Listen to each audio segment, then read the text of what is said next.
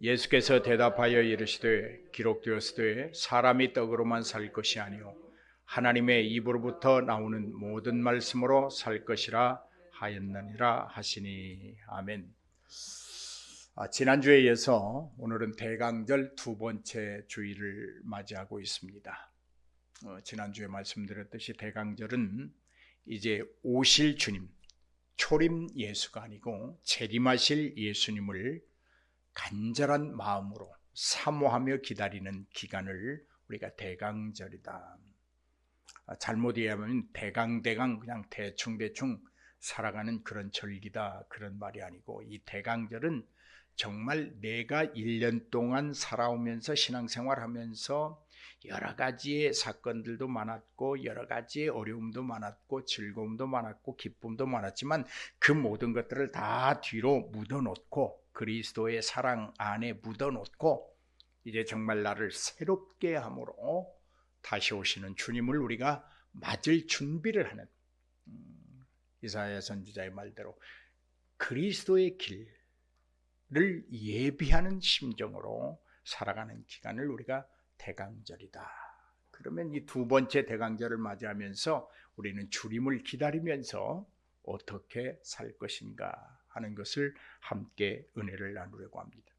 여러분, 아침에 눈을 뜨면 우리 인생의 삶이란, 현재의 삶이란 유혹으로 시작해서 유혹으로 밤을 맞이하는 그런 세상이 되어버렸어요.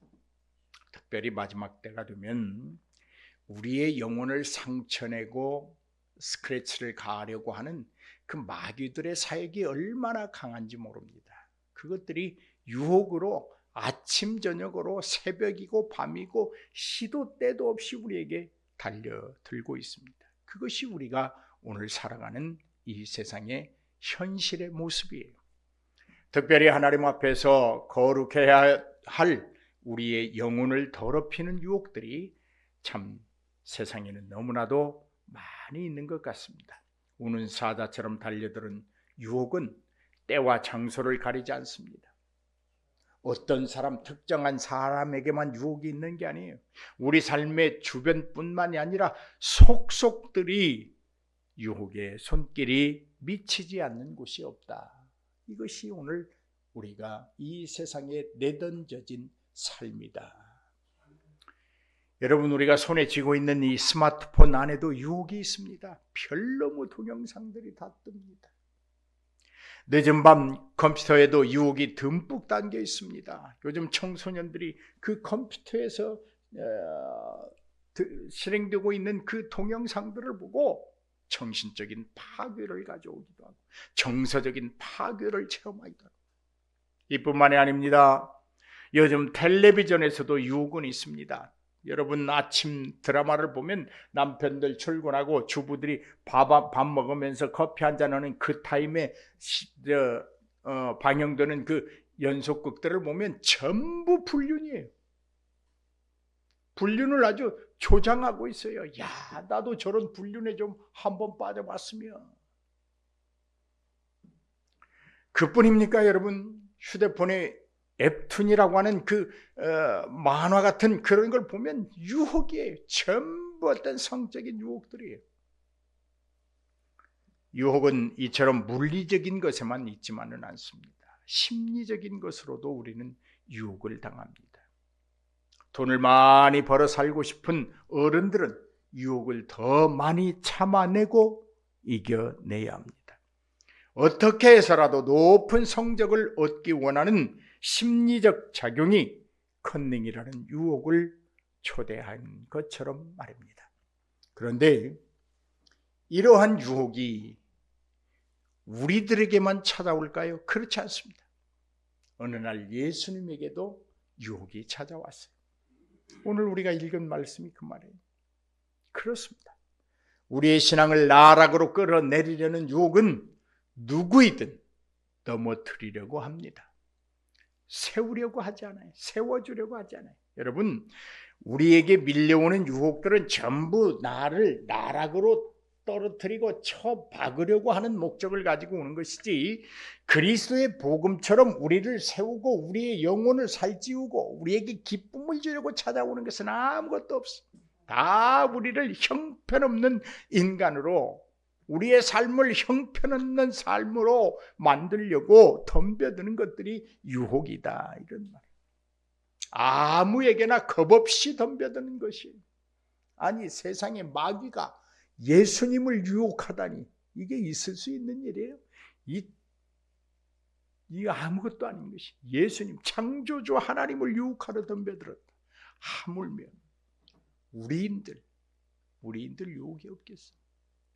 내가 믿음이 강하니까 목사님 나에게는 유혹이 없습니다. 천만의 말씀. 내가 믿음이 강합니다라고 하는 순간 그 믿음을 엎으려는 마귀의 유혹이 더 크게 오게 돼 있어. 오늘 3절 말씀이 그렇잖아요.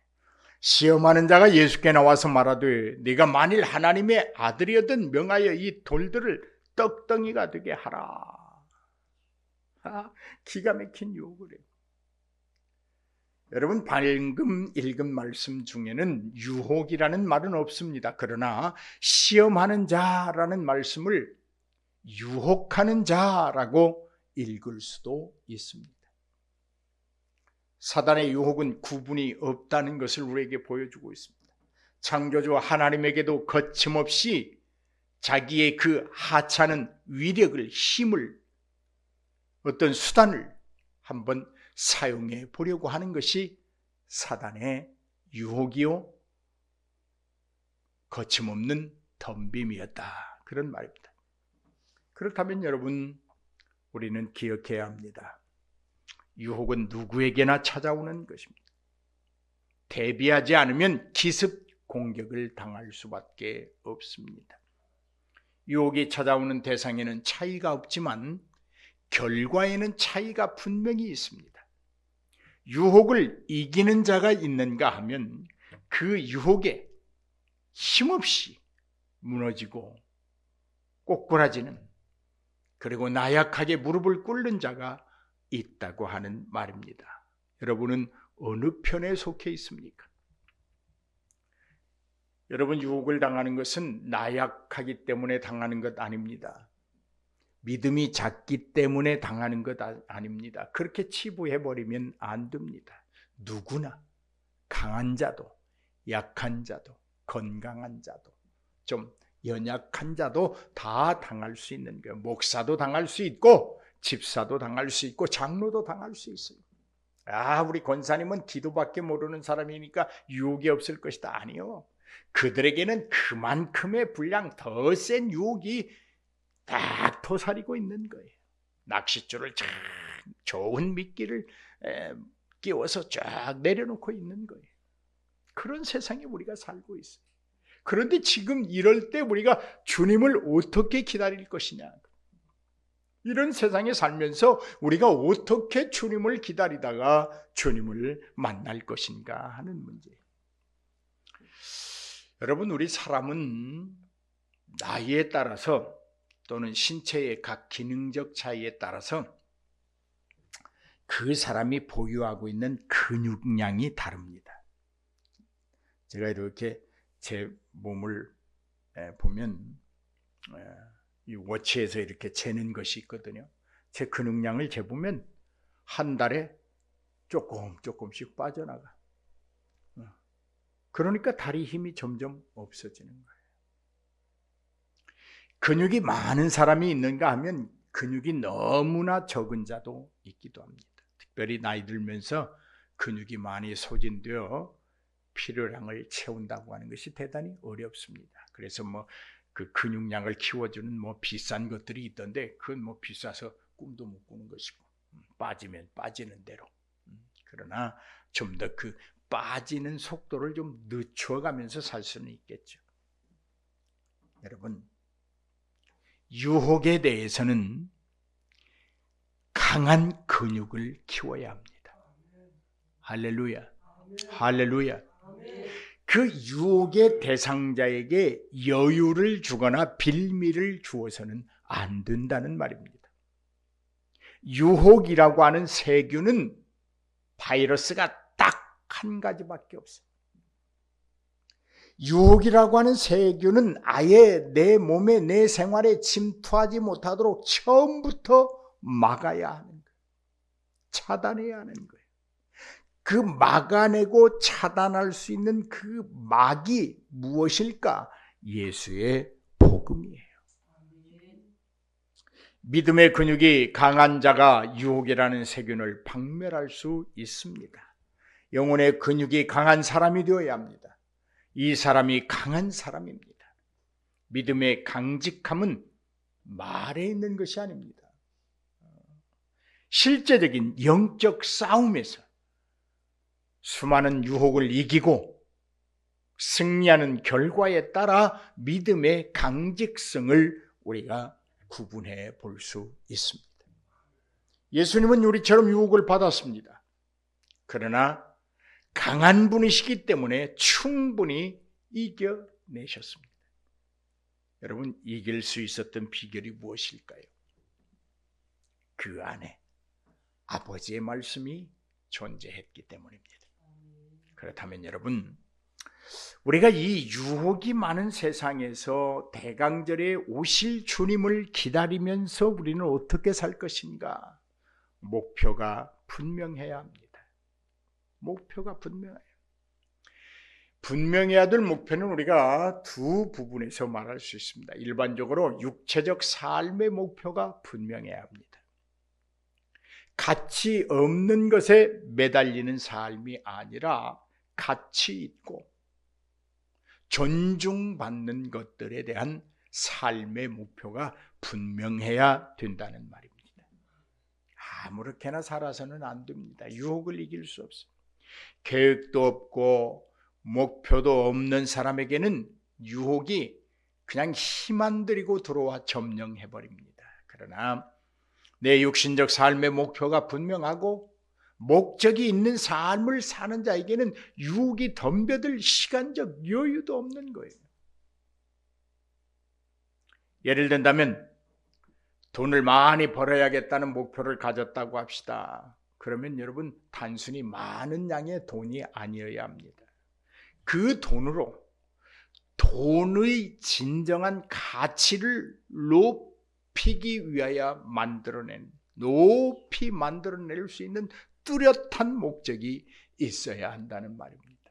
여러분, 왜 돈 많이 벌기를 원하십니까? 여러분의 집에 왜 돈이 많기를 원하십니까? 그 돈으로 하여금 그 돈이 가진 가치를 높이려고 하는 목적을 가지고 돈을 벌어야 합니다. 무조건 돈이 좋은 것은 아닙니다. 돈 때문에 망한 사람들이 많고 인생이 망가진 사람들이 많습니다. 영적으로는 목표가 분명해야 되는데 순간적인 삶이 아니라 이 세상을 전부인 것처럼 살아가는 것이 아니라 영원한 것을 위하여 살아가는 목표입니다. 여러분은 무엇을 위하여 살고 있습니까? 순간입니까? 영원입니까? 이 세상입니까? 천국입니까? 인생은 결코 죽음으로 끝나지 않습니다. 영원한 생명과 심판이 있다는 사실을 기억해야 합니다. 그리고 경계하며 살아가는 것입니다. 영적인 삶에 대한 갈망과 추구가 인생의 분명한 목표가 되어야 한다는 것입니다. 돈보다는 예수님, 명예보다는 천국, 권력보다는 하나님이 주시는 능력, 할렐루야. 이런 가치 있는 것들, 영원한 것들, 변하지 않는 것들을 위하여 살아갈 목표가 분명할 때 우리는 다시 오시는 주님을 기쁨으로 두려움 없이 떨림 없이 맞이할 수 있다, 그런 말입니다. 여러분, 우리가 잘 아는 이야기가 있지 않습니까? 돈 때문에 자신의 인생에 아쉬움을 남긴 청년의 이야기 말입니다. 부자 청년이 하루는 주님을 찾아왔습니다. 그 부자 청년은 흠잡을 데 없는 모범적인 사람이었다고 성경은 기록합니다. 예수님께 나왔습니다. 그리고 묻습니다. 예수님, 어떻게 해야 영원한 생명을 얻겠습니까? 라고 물었습니다. 아마 그 청년은 자신의 신앙생활을 좀 칭찬받고 싶어 던진 질문인지도 모릅니다. 내가 열심히 율법적 삶을 살고 있습니다. 그런데 이것보다 더 필요한 것이 있습니까? 아마 그렇게 물었을 거예요. 그런데 이 청년의 기대와는 달리 예수님이 이 청년을 칭찬하지 아니하고 엉뚱한 말씀을 하십니다. 수용하기 힘든 말입니다. 영원한 것을 목표로 삼지 않는 사람은 도저히 순종할 수 없는 말입니다. 얘야, 너 가진 거 다 팔아서 가난한 사람들에게 나누어 줘. 그리고 나를 따라와. 청년은 이 말씀을 듣고 큰 부자였기에 근심했습니다. 결국 예수님을 떠나고 말았습니다. 성경이 전해주고 있습니다. 돈 때문에 영원한 생명을 얻을 기회를 놓친 청년, 그것이 혹시 오늘 우리의 모습은 아닐까요? 돈 때문에 영원한 생명을 놓쳐버리고 참 기쁨과 행복을 잃어버리고 슬픔에 잠기고 고뇌에 빠져 예수님을 등지고 돌아서는 그 청년의 모습, 그것이 오늘 우리의 삶은 아닐까요? 여러분, 이 청년의 모습에서 우리는 물질에 대한 집착이 얼마나 한 인간을 비참하게 몰아가는 것을 보게 됩니다. 이 청년으로 하여금 앞으로 살아갈 인생의 날이 많은 이 젊은이에게 가치를 잃어버리게 만들었습니다. 누가요? 돈이. 아니, 분명한 목표가 내가 이 많은 돈을 가지고 돈이 가진 가치를 높이는 데 사용하리라고 하는 분명한 목적이 없었어요. 그냥 쓰기 좋고 있으면 좋으니까, 많으면 좋으니까. 여러분, 돈은 편리한 것이지만 때로는 소중한 것을 보지 못하게 하는 가림막이 될 수도 있습니다. 주목하시길 바랍니다. 그러면 유혹을 이길 수 있는 지름길이 있습니다. 그 지름길은 목표를 분명히 세우는 것입니다. 우리 예수님도 그렇게 유혹을 이길 수 있었습니다. 40일을 금식하신 후에 얼마나 시장하셨겠습니까? 40일을 금식해 보셨습니까? 배고파요. 근데 여러분, 한 20일 지나면 배고픈 줄도 몰라. 그때 유혹하는 자가 나와서 유혹하기를 돌들로 밥을 만들어 먹으라는, 이 말은 아마 40일 금식한 사람에게는 치명적인 유혹일 거예요. 너 지금 배고프지? 그러니까 너 지금 배고프잖아, 솔직히. 그러니까 하나님의 자리라고 하는 것, 그거 지워버려.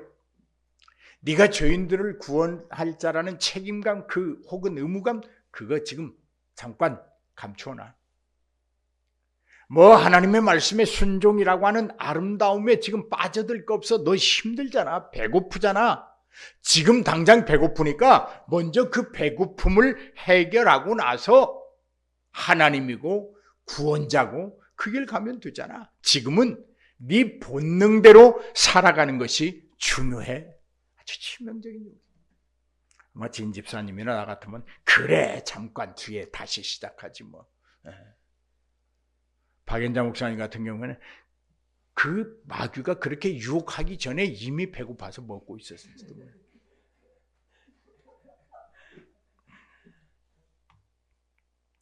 여러분, 배고픈 사람에게 먹고 싶은 거 마음대로 먹어.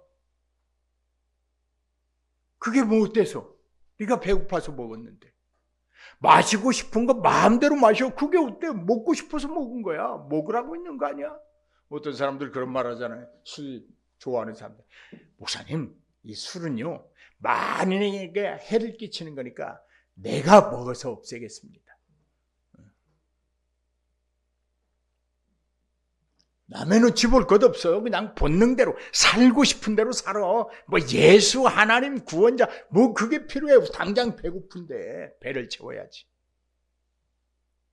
어디 그뿐이겠어요. 돌들로 밥을 짓고 떡을 만들어 먹으라고 하는 것은 무엇일까요? 너 그런 힘 가지고 있잖아. 네 힘을 마음대로 좀 휘둘러. 너를 위해서. 예수님은 지금 본인이 하나님으로서 가지고 있는 그 창조의 능력과 힘을 감추고 계시는 거예요. 소유하셨지만 아직 사용하지 않는 거예요. 왜? 십자가에 달려 죽어야 할 때 그때 하나님의 창조의 능력을 쓰시려고 사용하지 않는 거예요. 근데 마귀가 야 써. 그 가지고 있는 거 왜 못 써? 네 힘 쓰란 말이야. 이 바보 곰탱이야. 너 지금 네 본능이 시키는 대로 해봐. 얼마나 좋은 줄 알아? 가고 싶은데 가고 뭐 주일날 뭐 1년에 52주 있는데 그 한두 번 빠진다고 뭐 어때? 가을철이면 단풍놀이도 가고 친구들 다 간다는데 너 혼자 교회 가서 뭐 해? 이런 유혹들이. 마셔야 할 것 마시고 싶으면 진창 마셔. 그리고 목사님 안 보고 교인들 안 볼 때 집에 살짝 들어가서 푹 자. 이런 유혹이. 그렇게 사는 것이 인생이야. 지금 네 배고픔을 먼저 채워. 인생은 한 번뿐인 거야. 여러분, 많은 사람들이, 대다수의 사람들이 이 치명적인 유혹에 자신의 몸을 망치고 영혼을 더럽힙니다. 목표를 분명히 하십시오. 크리스마스 전까지의 주일까지 나는 예수님을 기다리는 사람이다 라고 하는 자의식을 갖고 삶의 목표를 분명히 하십시오. 또 하나 우리는 거룩한 목표를 가져야 합니다. 할렐루야. 좀 더 나은 목표, 좀 더 좋은 목표를 가져야 한다는 거예요. 우리에게 가장 좋은 것은 무엇일까요? 세상 사람들은 모릅니다. 알지 못합니다. 알려고도 하지 않습니다. 그러나 우리는 이미 알고 있습니다. 이 세상의 것보다 더 좋은 것, 이 우주 안에서 더 이상은 찾아볼 수 없는 좋은 것,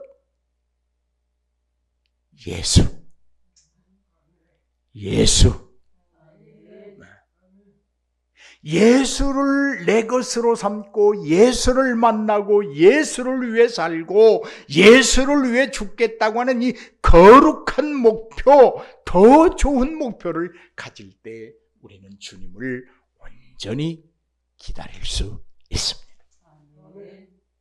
여러분, 예수님을 기다리는 여러분의 그 기다림의 시간들이 헛되지 않기를 주의 이름으로 축복합니다. 우리는 해낼 수 있습니다. 왜? 더 좋은 목표를 가진 사람들이에요. 세상에 만족하지 않습니다. 세상은 종말이 있고 끝이 있다는 것을 알고 있습니다. 영원한 세계가 있다는 것을 압니다. 그곳이 이 세상에서 천만금을 가지고 누리는 것보다 더 좋다는 것을 압니다. 그렇다면 우리는 그 목표를 가져야 합니다. 더 좋은 목표, 더 높은 목표, 더 거룩한 목표를 가져야 합니다. 아마 주님이 이번 성탄에는 그렇게 기다리던 자들을 찾아오실 줄로 믿습니다. 여러분, 2000여 년 전에 예수님이 이 땅에 오셨을 때 많은 사람들이 다 주님을 만나고 주님의 구원의 은총을 입은 게 아닙니다. 그렇다면 마지막 때에도 마찬가지입니다. 다시 오실 재림 예수가 오실 때 모든 사람이 다 구원받는 것 아닙니다. 예수님을 정말 거룩한 목표를 가지고 더 좋은 목표를 가지고 기다리면서 자기 인간의 욕구적 본능을 다 이기고 경건함으로 주님을 기다렸던 그들이 입을 그 복과 은총을 꿈꾸어 보십시오. 그렇다면 한시도 헛되이 살 수 없습니다. 할렐루야. 말씀을 결론으로 맺습니다. 여러분, 이번 4주 동안에는 주님을 기다리는 절기입니다. 오실 주님을 사모하는 절기입니다. 다른 생각, 다른 꿈들 꾸지 마십시오. 주님만 기다리십시오. 주님만 사모하십시오. 할렐루야. 그때 주님이 오셔서, 이야, 오시는 주님을 면전에서 볼 때, 우리가 그동안 주님을 기다리면서 포기했던 것, 잃어버렸던 것, 빼앗겼던 것, 소실됐던 것들을 한꺼번에 다 채워주실 줄로 믿습니다. 그것이 진짜예요. 가짜를 위하여 살지 말고 진짜를 위하여 살아야 돼요. 할렐루야. 저와 여러분이 진짜를 위해서 살고 예수를 위해서 살고 기다림의 삶을 살다가 우리 주님 만나서 우리의 삶이 정말 진정으로 회복되어진 역사가 있기를 주의 이름으로 축원합니다.